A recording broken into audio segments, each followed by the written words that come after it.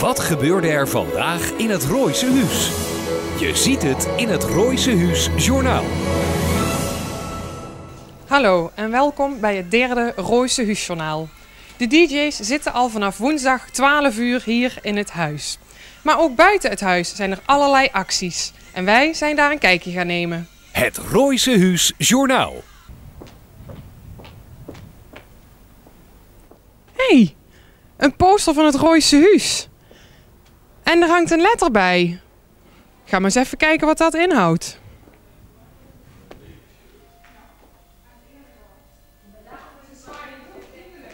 Jullie hebben hier een hele actie georganiseerd. Wat houdt die actie eigenlijk in? De actie houdt in dat wij in de maand december, eigenlijk net als met Rooise Huis is dat van 14 tot 18 december dat jullie ook een actie hebben in dat geval. Maar wij houden tot 31 december. Dat we bij elke bril die een klant koopt een speciaal bedrag in een potje stoppen. En op het einde van de maand nog een extra bedrag storten voor het braille gedeelte. De actie loopt ook langer door. Waarom hebben jullie daarvoor gekozen? We vinden de actie een zeer leuke actie in dat geval, alleen we vinden hem vrij kort. En omdat december toch een feestmaand is en mensen toch een stukje extra willen spenderen, willen we ook uit het goede en uit ons hart een stukje meer extra mee spenderen tot het einde van de maand. Wat is jullie binding met dit goede doel? Nou, onze binding is dat wij in Nederland zijn we gewend dat we allemaal goed kunnen zien. En dat het heel normaal is dat we goed kunnen zien. En dat er ook van alles geregeld is in Nederland. En dat juist in een ander land dat het niet is. Dus we willen graag daar een stukje ons steentje bij dragen om het wat beter te maken voor een ander. Bij binnenkomst zagen we hiervoor aan de deur een plaatje hangen met een letter erop. Wat houdt dat in? Klopt. De letter houdt in dat bij elke optiekzaak in de etalage een braille letter hangt. Die letter die moet je ontcijferen en met die cijfer kun je een woord vormen en daar kun je een puzzel mee invullen.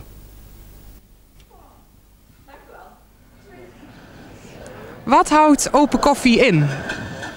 Open Koffie is een netwerkmorgen die 1 keer in de maand georganiseerd wordt voor ondernemers in Venray. En jullie hebben ook een actie. En wat houdt die in? Klopt. Een actie specifiek voor dit goede doel van Paul Kronenberg in Tibet. We gaan ervoor zorgen dat ondernemers een elevator pitch kunnen houden online. Dat we het voor jullie kunnen betekenen. De ondernemer kan per seconde eigenlijk een euro doneren aan het goede doel. Door zijn elevator pitch te houden. Ja. En wat is jullie binding met het goede doel? Ik ken Paul al heel lang. Ik heb zelfs al ooit een benefietconcert voor hem georganiseerd. Dat is al heel wat jaren terug. Dus wat dat betreft ken ik het doel heel erg goed. Ja. Ja. En op welk publiek richten jullie voor de Open Koffie? Nou, we richten ons voornamelijk op de ondernemers die hier in de regio zitten. En dat zijn van kleine ondernemers tot grote ondernemers voor elkaar leren te kennen en beter leren te kennen. En vooral wat meer binding te krijgen als ondernemers hier in de regio Venray. Heel open karakter is het, een vrije toegang, zeg maar. 1 keer in de maand in Asteria. 1 keer in de maand vanaf 8:30 is ieder ondernemer in Venray welkom om aan te schuiven. Nieuwe ondernemers te leren kennen, contacten onderhouden en daarmee iets voor zichzelf te doen natuurlijk. Ja. Basisschool De Keg organiseert een kerstmarkt voor het goede doel. Waarom doen jullie dit? Nou, wij werden via de stichting SPO Venray, werden wij geïnformeerd van de mogelijkheid om aan dit project deel te nemen. En toen wij kennis namen van de achtergronden van het project, waren wij meteen enthousiast. Het project spreekt aan omdat het ook betrekking heeft op kinderen. Er is onder andere een school voor opgericht in Tibet. En alle andere achtergronden zoals Paul Kronenberg en Venraynaar, dat maakte ons meteen zo enthousiast dat we aan de slag zijn gegaan. Wat houdt die actie precies in? Volgende week donderdag op 22 december is er een kerstmarkt hier op school van 5:30 tot 7. Iedereen is welkom. Kinderen hebben in alle groepen iets gemaakt voor de verkoop. Er zijn activiteiten die te doen zijn. Mensen die komen die kunnen loodjes kopen of bonnetjes waarmee ze kunnen betalen. En er zal van alles te eten en te drinken zijn. En we hopen op een hele gezellige avond met een mooie sfeer en met een hele goede opbrengst voor het goede doel. Doe je dat vaker, zo'n actie voor het goede doel? Ja, inderdaad. We koppelen vaker projecten aan een goed doel. En de laatste keer hebben we ook een prachtig experiment gehad dat speelde in Indonesië. En daar is ook een hele goede opbrengst naartoe gegaan. Waarom wordt de kerstmarkt een succes? Omdat alle kinderen meewerken en iedereen gaat ervoor. En ja, de sfeer 's avonds op school maakt het al extra bijzonder. En het maakt helemaal een succes als er veel mensen komen. Dus wanneer? Donderdag 22 december van 5:30 tot 7. Je kent het wel. Je hebt een feestje gehad en je zit met een hoop lege flessen. En die ga je dan natuurlijk inleveren.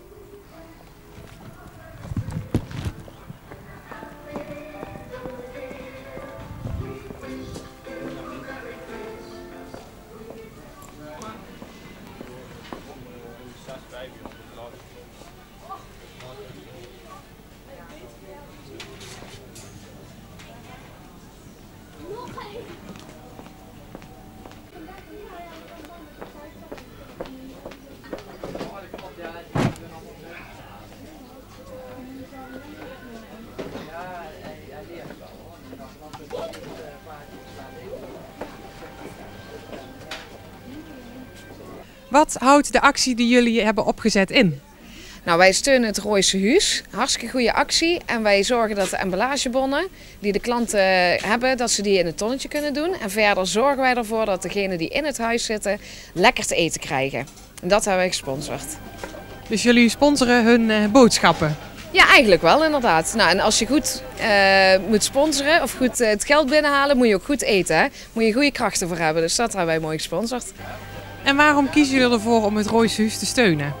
Nou, sowieso vinden we alle Venraise acties gewoon top. En ik vind gewoon als mensen de moeite nemen om de hele dag in het soort van glazen huis te zitten en daardoor een ander goed doel steunen, ja, dan hebben wij zoiets van, dan kunnen wij hun ook steunen met de actie en artikelen die wij verkopen, zodat zij goed te eten krijgen. Je kent het wel. Je hebt de flessen ingeleverd, je hebt het bonnetje gekregen, stopt het in je broekzak, gaat naar de kassa, rekent af, komt thuis en je hebt het bonnetje nog in je broekzak zitten. Nou, wat is nou een goed idee om in deze week met dat bonnetje te doen? Om hem in de bus voor het Rooise Huis, voor het goede doel, Braille Without Borders te stoppen.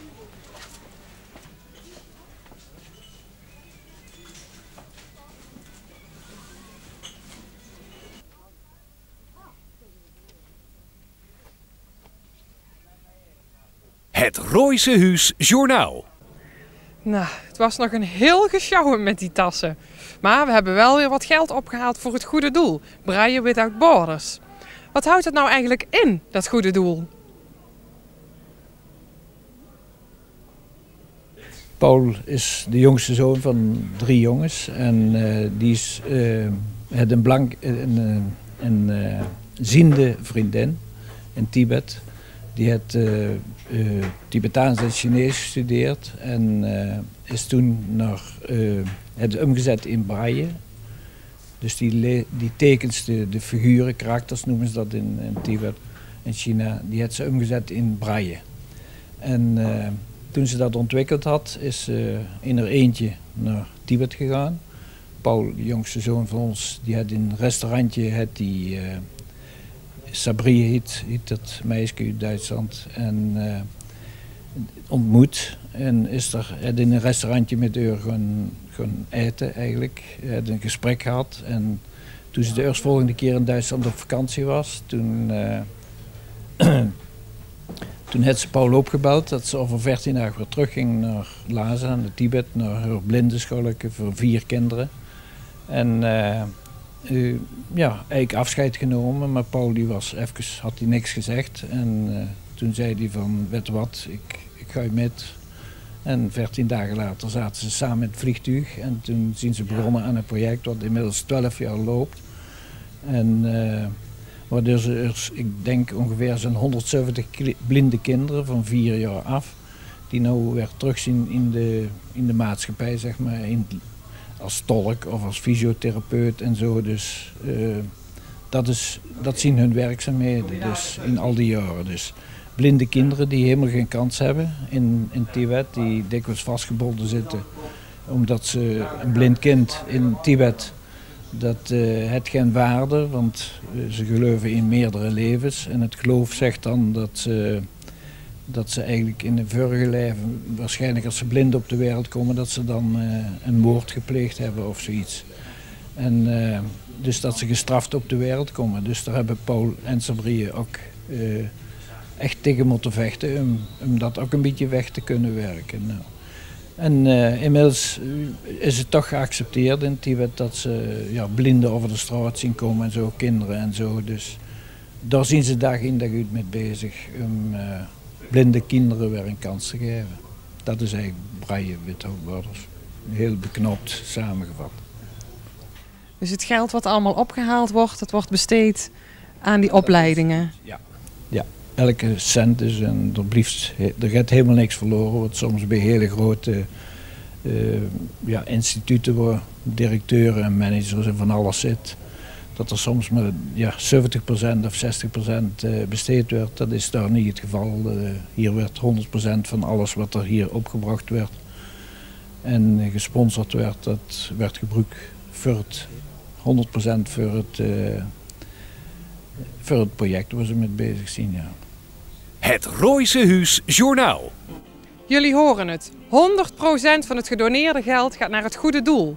En dat horen jullie allemaal hier in het Rooise Huus Journaal. Des te meer reden om natuurlijk een plaatje aan te gaan vragen. Vanochtend lazen we op Twitter dat de politie een inval had gedaan in het Rooise Huus. Wij hebben de politie ook even gesproken voordat ze het Rooise Huus ingingen. Het Rooise Huus Journaal. Nee, maar dat gaan jullie mij allemaal vertellen. En ik zal dat tijdens de uitzendingen zal ik dat allemaal mee gaan krijgen. Want tijdens de nachtdienst en alle diensten die we hebben, daar staat altijd Omroep Venray erop. Dus dat komt dan goed aan. En gaan jullie dan ook een verzoekje indienen in de brievenbus? Jawel, dat kunnen we zeker doen. En de nachtelijke uren dat het echt heel rustig is, dan zullen we ook zorgen dat ze ons ook geregeld voorbij zullen komen. Dat zullen ze zeker niet missen. Zo, we zitten weer lekker binnen. Paul, wat is er de eerste uren in het Rooise Huus allemaal gebeurd? De eerste uren, zo. Weet je wat het is? Je zit in dat huis, er komt zoveel op je af. De eerste uren, ja, we zijn opgesloten tot 10 uur geschoten. We hebben optredens gehad, we hebben ieder gedraaid. Van alles. Hoe waren de artiesten bijvoorbeeld gisteren? Leuk. We hebben verschillende artiesten gehad. Demi Lotus. Vorig jaar heette ze nog Demi Lucassen. Dus ik zeg van, hoe komt dat? Nee, ze heet schijnbaar Demi Lotus Lucassen. En ze vonden het toch iets lekkerder klinken om Demi Lotus te heten. Dus dat is misschien ook meteen verklaard. We hadden in de affiches nog allemaal Demi Lucassen staan. Maar, Joyce van den Ham, uit Belveld. Heel leuk optreden. Wie is er nog meer geweest? Confetti, hele groep. Toen ben ik eventjes hier gaan zitten. Want het is op een gegeven moment, er komt echt heel veel op je af. Er komen heel veel mensen binnen. Soms heb je ook even je momentjes nodig om gewoon rustig te gaan zitten. En toen ben ik eventjes hier gaan zitten. Ik dacht, het is al warm genoeg. Volgens mij waren dat de optredens. En ze zijn nu op de achtergrond alweer aan het soundchecken voor vandaag. Dus het gaat vandaag ook alweer beginnen. En hoe was de eerste nacht? Ja, ik heb alles gehoord. Ik heb heel weinig geslapen. Vorig jaar lag ik in een stapelbed samen met Mario Kremers. Niet in hetzelfde bed, maar verschillende niveaus. Het nadeel was dat als je je omdraait, dat de ander eigenlijk net zo hard meerolt. Dus dit jaar hebben we een iets andere verdeling gemaakt. Dat ging wel goed. Alleen we slapen dit jaar tegen de studio aan. En zo gauw de disjockey gaat praten, volgens mij hebben we dat allemaal, dan ga je vrij hard praten. En je kunt alles letterlijk horen. Als de postbode voorbij komt, dat Nico zegt goedemorgen, dan hoor je hem goedemorgen terug zeggen. Ik heb heel veel gehoord, dus ik heb denk ik heel weinig geslapen. Hoeveel weet ik niet. Ja, ik ga denk ik morgen stiekem 's middags eventjes liggen. Want vanavond komt er niet van, je wil al die optredens niet missen. Vanavond probeer te slapen, als dat goed gaat dan komt het wel goed. En anders dan zien we wel. En vanochtend was open koffie. Hoe was dat? Nou, dat was... ik wist even niet precies wat ik me bij voor moest stellen. De mensen die kwamen bij Plein 14 bij elkaar. Ik had het programma, dus het gebeurde eigenlijk achter mij. En op een gegeven moment kwamen ze allemaal naar binnen. En toen vroegen ze, ja, wat gebeurt er hier? Heb ik even uitgelegd welk goed doel we hebben, wat er nodig is, waarom dat het een goed doel is. En toen vroegen ze op een gegeven moment wie er allemaal, ja, ze noemen dat pitchen, dus een verhaal vertellen, een reclameboodschap en die wordt dan uitgezonden. Toen zag ik maar 4 handjes omhoog gaan. Toen dacht ik, dat gaat niet goed. Dus ik heb even gezegd, ja, je kunt als bedrijf ook nog top 5's aanvragen. Je kan nog steeds verzoekjes invullen. Dus dat is uiteindelijk heel goed gekomen. Er is nog een leuk bedrag opgehaald. En zelfs de spotjes die ingesproken zijn, hebben ze meerdere keren willen ze die laten uitzenden. Dus ze waren heel tevreden. Het Rooise Huus Journaal. Tot zover dit derde Rooise Huus Journaal. Hopelijk kijken jullie morgen weer. Dan ga ik nou snel even twitteren. Doen jullie dat ook? En niet vergeten #Huus erin zetten.